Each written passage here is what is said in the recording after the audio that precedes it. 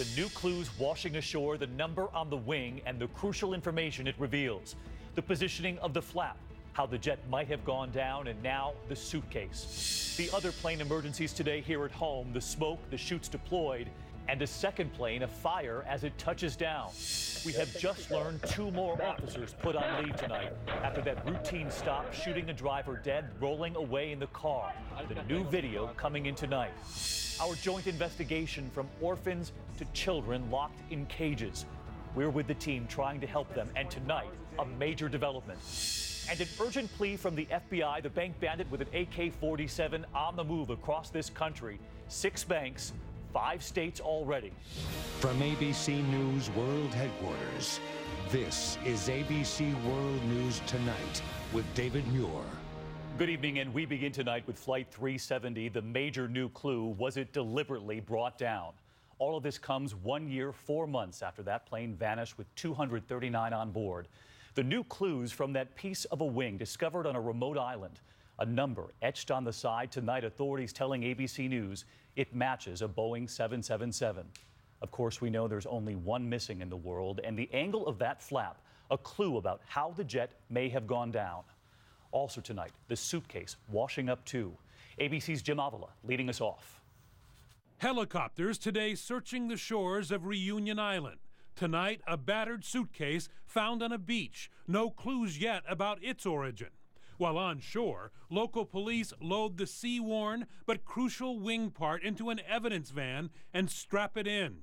The first leg of a long trip to France tomorrow, where investigators tell ABC News they will start the critical CSI work on the floating debris. The important thing is to make sure it's clearly identified as a 777 part. A reliable U.S. government source tells ABC News Boeing engineers have seen this number, 657BB, on the debris, and it matches a 777. The critical part is called a flaperon. The flaperon is in this area of the wing. It helps the plane turn and is also used to slow the plane down for landing. Experts say it looks like the flap was extended, leading them to the initial conclusion that MH370 may not have been in a steep dive when it disappeared. What I don't see is a severe nose-down impact. It looks like it's a little bit higher than that, and that the flaps are deployed, which would be normal if you're trying to fly the airplane slowly. So you're trying to land it, even if it's in the water. Possibly you're trying to land or ditch the airplane. Even though the distance to the Australian coast where searchers have been focused is 2,600 miles, it is possible that plane debris would float all that way. But drift patterns are not precise enough to dramatically narrow the search. A piece of wing on Reunion Island, it's very hard to trace back to exactly where it crashed. If you mean exactly within, 10 miles, even 100 miles, you're right. But to say it generally came from the eastern Indian Ocean is definitely possible. Marine biologists will take a hard look at the sea life from the age and type of barnacles and microorganisms for clues. May be able to identify specific species that have been growing and identify those are they warm water or cold water. David, as ABC News first reported a year ago, U.S. intelligence authorities believe this crash was likely a deliberate act by someone in the cockpit and not an accident or an accident. It's a conclusion the initial clues today seem to point to as well. But intelligence officials are making it clear that this is an assessment and not a conclusion by them. That conclusion will be made by foreign authorities from France and Australia. All right, Jim Avila leading us off again tonight. Jim, thank you. I want to bring in retired Colonel Stephen Gagnier to pilot himself. And Steve, I want to take our viewers back to that piece of wing, because the angle of that flap and how intact the debris is, as you heard Jim report there, leading some to believe that someone might have deliberately done this. What do you think tonight? Yeah, David, I think you're right here. There are 2 scenarios at the end game of this flight. Everybody was unconscious. The airplane went in at a very steep angle. What we're seeing here on this debris is something that's intact, which opens the very chilling possibility that there was somebody alive, conscious, and trying to land that airplane after it ran out of gas. And Steve, when you hear that that number has been linked to a Boeing jet and there's only one 777 missing, do you have any doubt tonight? I don't have any doubt, David. The problem is that this piece on the other side of the Indian Ocean is not going to tell us where the rest of the wreckage is on the bottom of the Indian Ocean, where that black box is, and it will not bring us any closer to solving those mysteries. All right, Colonel Ganyard with us again tonight. Steve, thank you. We turn now to two airline scares here at home today. One on board an American Airlines flight headed to Chicago. The plane at the gate in Dallas when passengers spotted flames through the window. Smoke filling the cabin, emergency slides deployed. ABC's Clayton Sandell on that flight and the other causing concern today, too. The American Airlines flight from Dallas to Chicago was ready for takeoff. Then trouble. Possible smoke in the cabin, forcing 146 passengers and crew down emergency slides. American says 3 people were hurt. The MD-80 jet is an older model. American is currently phasing them out. That's not good. Dallas Airport firefighters had a busy day. Also responding to a Spirit Airlines flight that touched down from Orlando, a landing gear tire in flames. They asked us to put our blinds down to keep the plane cool for the next takeoff. Oh, that's not ours. And David, luckily nobody injured in that fire. Both airlines say that today's incidents are under investigation. David? Clayton Sandell, thank you. Major developments in the deadly police shooting in Cincinnati. The driver shot and killed during a routine traffic stop. Tonight, that officer now behind bars pleading not guilty. He says he was nearly run over, but the body cam telling a different story, authorities say, and within minutes, gunshots. And tonight, right here, we have new video from the moments right after. Just as we learn 2 more officers have now been put on leave. ABC's Tom Yamas in Ohio. Today, stripped of his uniform, his badge, and now in stripes, former University of Cincinnati officer Ray Tenzing marched before a judge. You understand you've been charged with 1 count of murder and 1 count of voluntary manslaughter. Yes, Your Honor. Tenzing pleading not guilty to charges he murdered 43-year-old Sam DuBose. Cheers in court as the judge set his bail. The bond will be $1 million anyway. And tonight, new details about the minor traffic stop that turned deadly. Hey, how's it going, man? Hey, how's it going? And just 2 minutes later. I didn't even do nothing. Good, take your seatbelt off. Stop. Stop. After Tenzing fires, another officer's body cam showing him on the ground. But he gets up, chases the car, which rolls 100 yards before crashing. New video shows Tenzing looking in the driver's seat, shutting off the ignition. Moments later, he radios in. I just charged 1 round. Tenzing then telling an officer on the scene, He's dragging me. Yeah, I saw that. I was going to get run over. I was trying to stop him. The prosecutor says that body cam tape tells a much different story. This is, without question, a murder. Tonight, Tenzing's attorney insisting the cop feared for his life. I thought he'd be sucked under that car and run over as he was pulling away from it. Tenzing has been a police officer for more than 5 years. Documents obtained by ABC News show that in his officer candidate questionnaire, he was asked, how do you react to feelings of fear and danger? His answer? Take a step back and not react quickly. Officer safety, #1 rule. And David, tonight we're learning that the first 2 university police officers who responded here to the crash site after the shooting have been put on paid administrative leave as a result of the university's internal investigation. David? All right, Tom, thank you. And we also have chilling new images tonight from that movie theater massacre in Lafayette, Louisiana. The suspected gunman buying a ticket there, calmly walking to the movie theater, and 20 minutes later, he would open fire. Tonight, for the first time, we hear the frantic 911 calls, and here's ABC's Ryan Owens.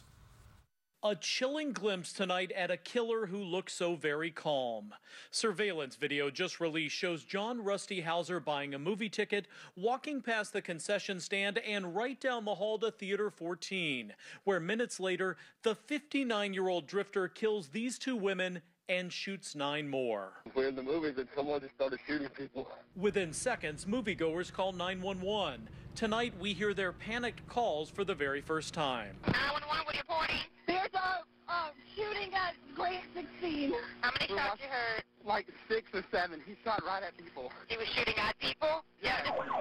Police speed to the scene and word it may be worse than those first callers thought. He is reloaded. He has a weapon. We have an active shooter here. One of those shot, teacher Gina Moe, speaking to her church Wednesday night, recalling how she jumped in front of her fellow teacher Allie Martin, taking a bullet in her leg to protect her friend. As I crawled, I was praying because I really thought he was going to shoot me in the back of the head as I crawled down the ground. Police still have no clue why Hauser, who had a history of mental illness, walked into that theater hell-bent on mass murder. Ryan Owens, ABC News, New Orleans. Ryan, thank you. We turn now to the dangerous heat. 11 states with heat warnings and advisories again tonight, and some relief, though, in the east. Powerful storms slamming New York City, sheets of rain across much of the Northeast. And this image from Bayside, Queens tonight, a tree and a telephone pole uprooted. So let's get right to Rob, because the relief in parts of the country, welcome tonight. It's a cold front, David, but it's really not much cooler behind it, but drier. Here's the line of storms that has done damage all the way to D.C. and really to New Orleans. It's pushing off to the east.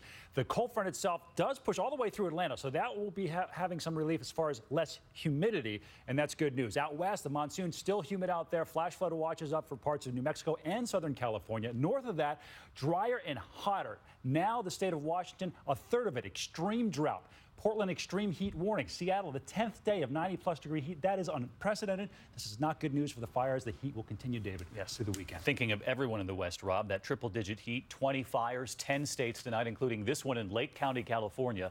Firefighters battling the wall of flames. More than 8,000 acres burned now. Hundreds of homes evacuated. In fact, the National Guard now sending a fleet of helicopters to help. Tonight, new trouble for that American dentist who sparked global outrage when he killed a beloved lion. The dentist, there with a different lion killed from another safari, will tonight facing a new investigation, and the question, could he be extradited? Here's ABC's David Wright. Today, the outrage at this Minnesota dentist for killing Cecil the lion made it all the way to the White House. This petition calling for the U.S. to extradite Walter Palmer, well over the 100,000 signatures required. There will be a forthcoming White House response. Today, the U.S. Fish and Wildlife Service is launching its own investigation. Officials say they've made repeated attempts to reach him. Justice for Cecil! He's not at his office in Minnesota or at his home, or even at his vacation home in Florida. Even there, signs of protesters hunting him down. Walter Palmer is one of thousands of Americans who do globe-trotting safari hunting exercises, and we should really shame these people. Trophy hunters kill about 600 African lions every year, and 2/3 of the trophies end up right here in America. Animal rights advocates hope the outrage at this dentist will bring greater protection for the lions. David Wright, ABC News, New York. David, thank you. We turn now to an ABC News investigation. Some call them the forgotten children of Mexico City. Think of this number tonight. The list of billionaires in Mexico growing, now worth more than $144 billion. Yet in the shadow of all of that money, the children left behind. Tonight, after months of investigating, a major development. We travel the streets of Mexico City in search of the children. ABC News getting the blacklist obtained by Disability Rights International. Facilities the government says are abusive, in bad condition, yet children still dropped off. So authorities put these institutions on a blacklist. Yes. But they're still open. Yes. And does the public know about the blacklist? No, they don't know. They're about to. Our first stop. We walk up to the metal door, behind it an unsettling maze of locked doors, padlocks on nearly every door, every window. Children of all ages, many left by parents, some with disabilities, some from detention centers, all under one roof. A commotion outside this battered door, no doorknob. A little girl peering out. Hola. She'd been locked in the bathroom. Children mopping for fun. Mira, ¿qué es eso? ¿Qué es eso? Government money keeps this home open, even though it's on the government blacklist. Did you find any evidence of doctors? No. Therapists? No. Teachers, no. No psychiatrist, nothing. The next stop, we're told, even worse. Through the front door and right into the standing water. ¿Cómo te llamas? And this is another one of those blacklisted facilities here in Mexico City. And if you come up the stairs, we've been told there are about 20 children living in this building right now. Many of the rooms are absolute squalor. In one room where the children sleep, behind the curtain, ¿Su cuarto? you cannot see the floor. Look at the floor. You see the garbage? There's a child. Yeah, there's kids. There are children in the corner there. And still a smile from a little girl in red. Why would you bring a child here in the first place? I mean, look what this is standing water. It is total abandonment. Mexico is falling short. These are fundamental human rights violations. And lastly, past this green gate, a facility not on that list, but getting government money. Children with disabilities inside cages, rows of them, locked up. Hola. A boy named Julio, alone in a corner. Eric Rosenthal, the founder of Disability Rights International, shows me Andres. This is just complete neglect. All you can hear